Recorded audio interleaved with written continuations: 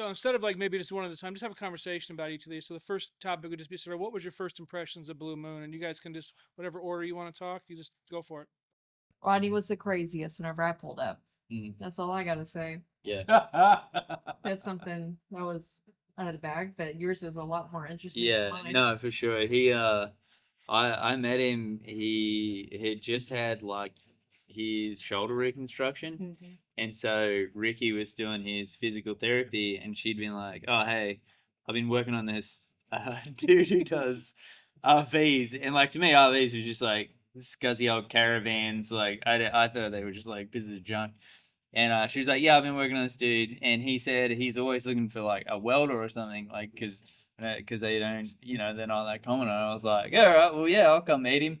And so I went up to the clinic and met him, and it was like in winter, and he had this freaking beanie on with a knitted beard, and he was like.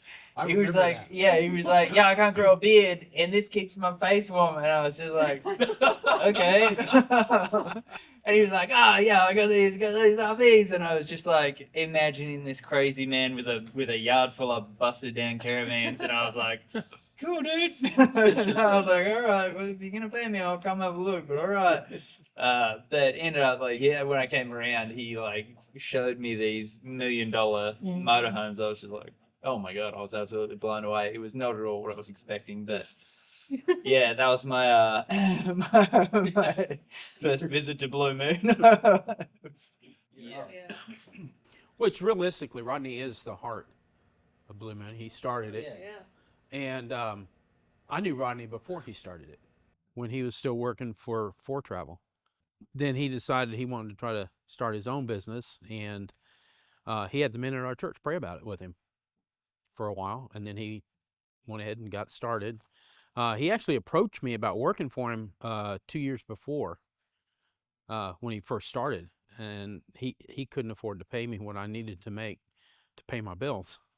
So a couple years later, I was sick of where I was working, and he asked me again, and I've been here ever since. I didn't know what to think. When I came, I honestly, I had always referred Blue Moon, but I didn't, because Blue Moon always had a good reputation in the mobile industry for the world.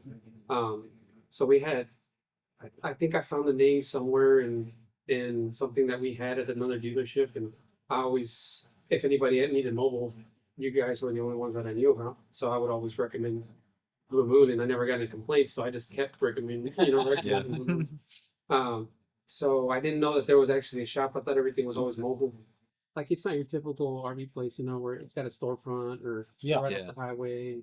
It's like in this industrial area, but it's crazy what this place can do. I mean, I was floored once I saw the repairs and what everybody was capable of.